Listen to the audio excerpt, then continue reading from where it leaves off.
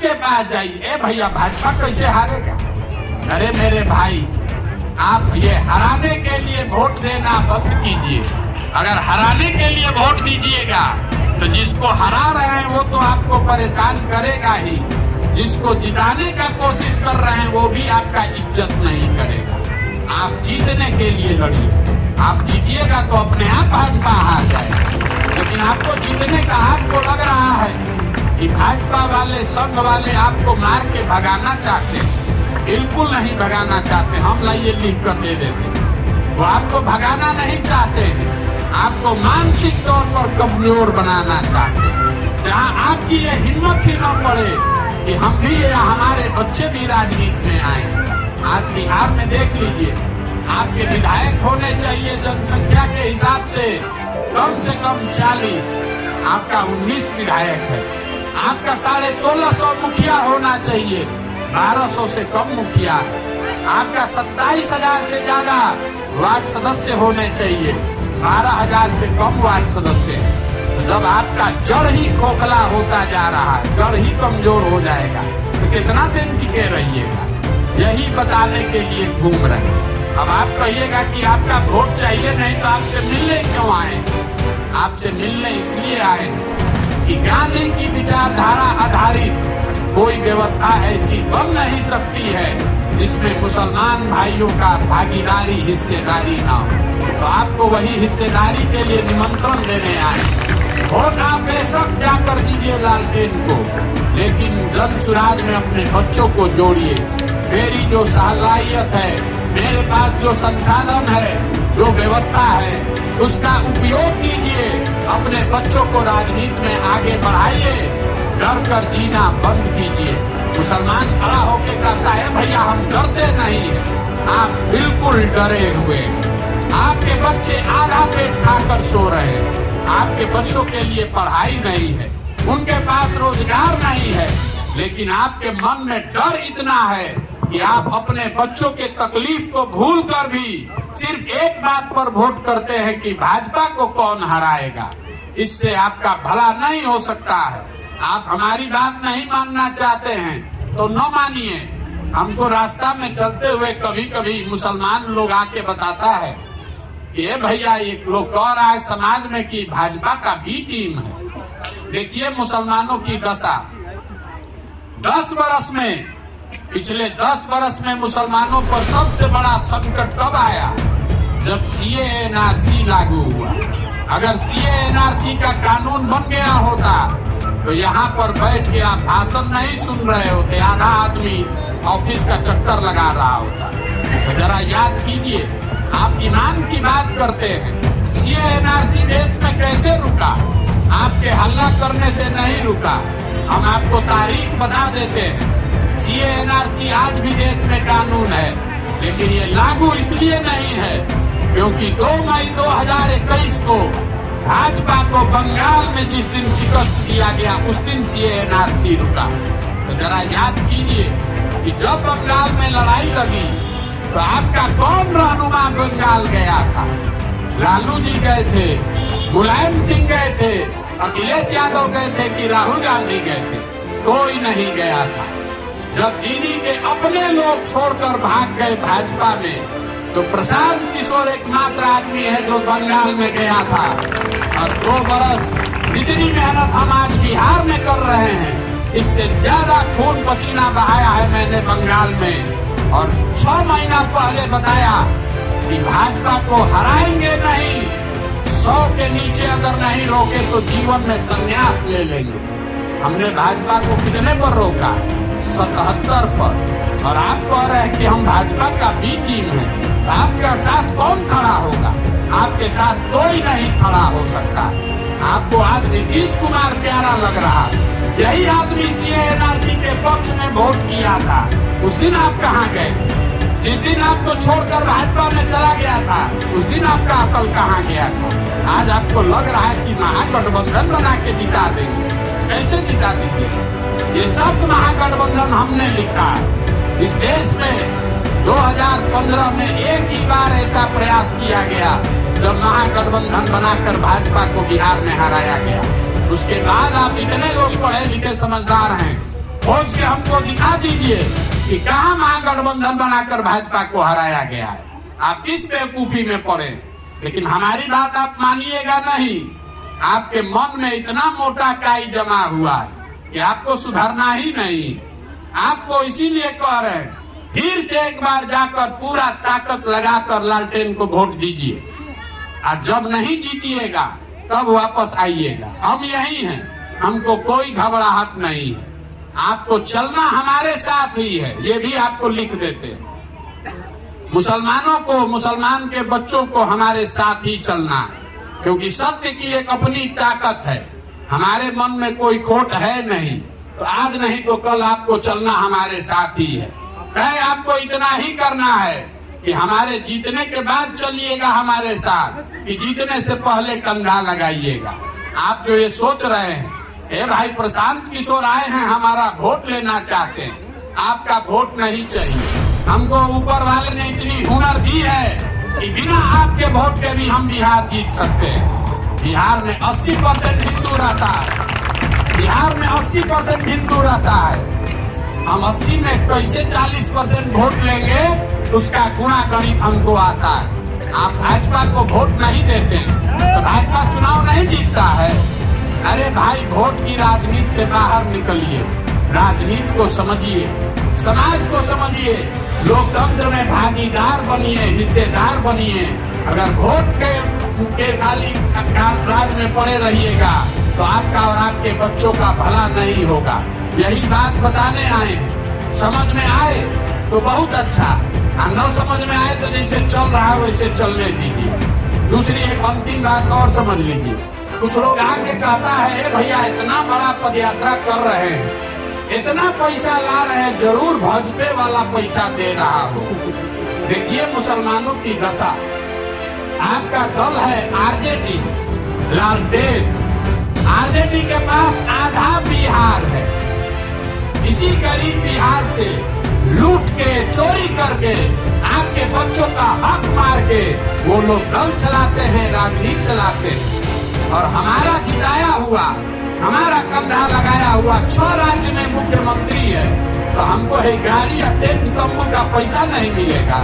आप इतना हमको कमजोर समझते हैं। लेकिन मुसलमान जो है, हम मजबूती से प्रयास कर रहे हैं, तो कहता है कि क्या करें, इतना मजबूती से प्रयास कर रहे हैं, जरूर भाजपा वाला होगा पीछे। अगर हम मजबूती से प्रयास नहीं करते तो यही मुसलमान कहता कि आदमी तो बहुत होशियार है, मजबूती से लड़े नहीं रहा है, कैसे मदद करें। आपको मदद किसी भी हालत में नहीं करनी है, क्योंकि आप तो अपने संकट में पड़े हैं। आप हमारा मदद क्या कीजिएगा। अरे हम आपसे इतने हाथ जोड़कर कहने आए कि अपना नहीं तो कम से कम अपने बच्चों का तो चेहरा देखिए। आपके बच्चों की जो दुर्दशा है, ना उनके पास पढ़ाई है, ना हम एक दिन मुसलमान के गांव से निकलते हैं। हमको लोग कहा कि भैया जाइए चंपारण में, देवबंद में मुसलमान बहुत समृद्ध है। देवबंद गए, वहां के हर गांव पंचायत में 5 दिन घूमे, वहां पर भी मुसलमानों की यही फटहाली दिखी, यही बदहाली दिखी।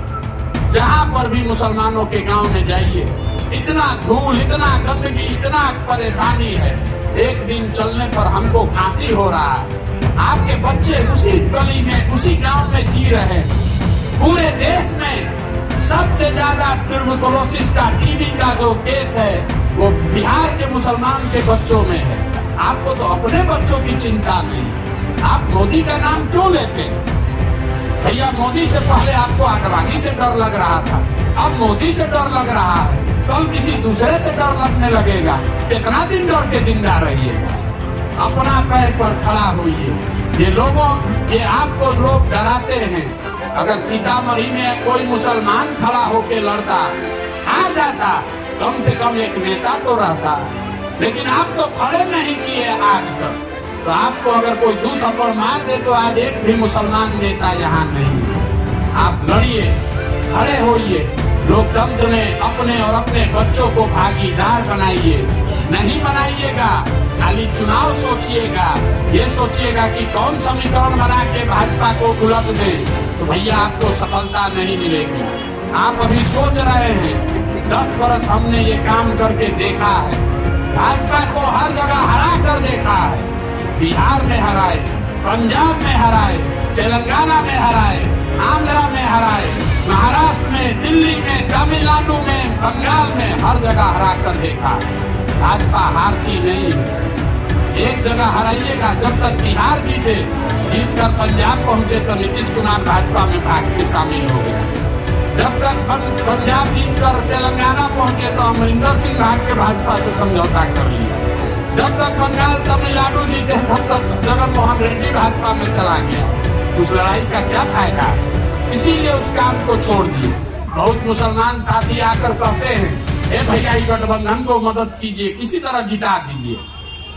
हम जितने लोग उस गठबंधन में बैठते हैं, सबके साथ हमने काम किया है। उसमें एक भी आदमी ऐसा नहीं है जिस पर आप भरोसा कर सकते हैं। एगो पैर इधर रखा है, एगो पैर पीछे रखा है। आधा से ज्यादा आदमी सब समझौता उसमें किया हुआ है। तो मेरे भाई, आप अपने और अपने बच्चों के लिए व्यवस्था बनाइए। डरिए मत, डरिए मत, आप खड़े होइए, अपने बच्चों को राजनीति में लाइए। हमारी जो सलाहियत है, हमारे पास जो बुद्धि है, शक्ति है, संसाधन है, वो हर चीज आपके पीछे, आपके बच्चों के पीछे लगाएंगे।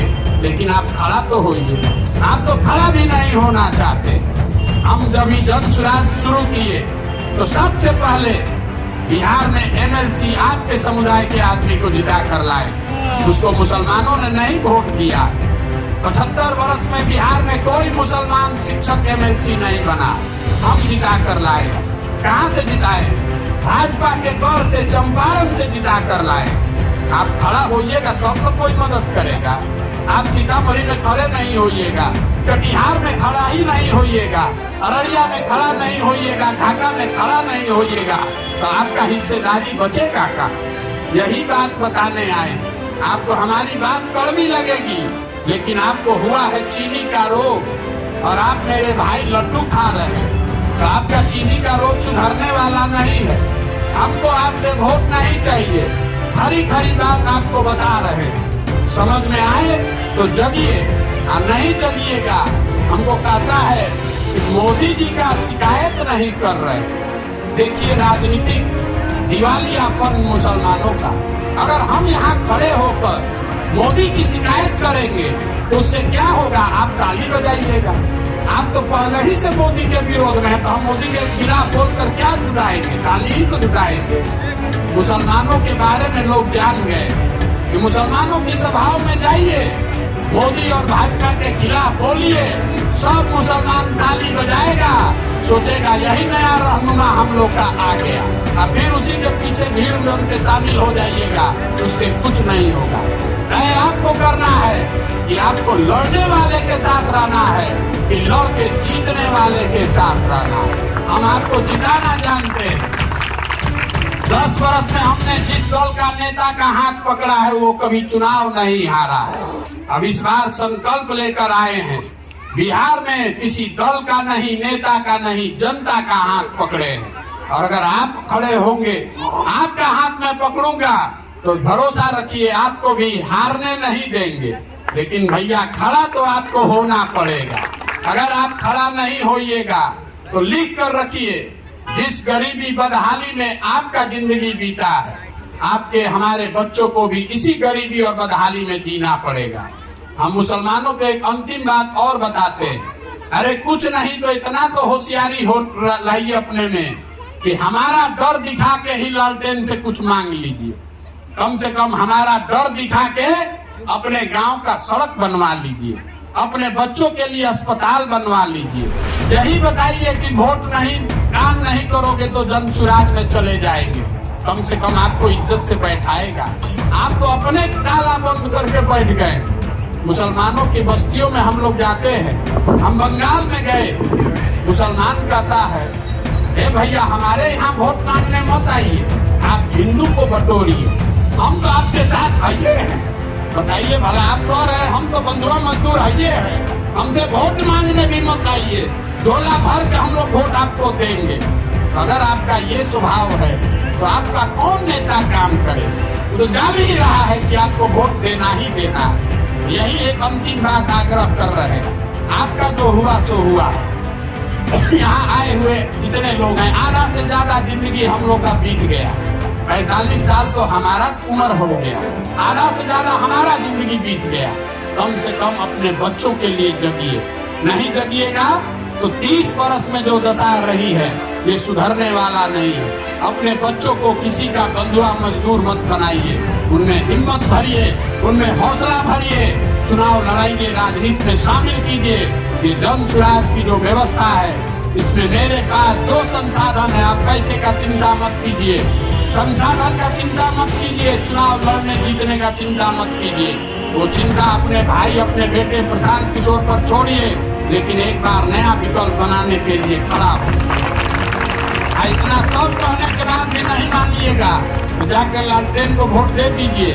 जब जीतेंगे तो फिर आएंगे वापस, बिहार जीतने के बाद फिर आपके पास आएंगे, और आएंगे तो पूरा पूरा हरजाना भी वसूलेंगे। उस समय हम वेजिटेरियन आदमी हैं, आएंगे तो आपसे सेवई भी खाएंगे और फिर आपको साथ लेकर चलेंगे। तय आपको करना है तो अभी से चलिएगा कि सेवई खिलाने के बाद चलिएगा। जीतेंगे तो सेवई तो आपको खिलाना पड़ेगा, तो तय रखिए 25 में जीतेगा जन स्वराज ही। तय आपको करना है कि आपको इसमें पूरी भागीदारी लेनी है, मालिकाना हक लेना है कि बंधुआ मजदूरी करके ललटेन पकड़ के घूमना है। बहुत बहुत धन्यवाद, आप आए, बहुत बहुत धन्यवाद।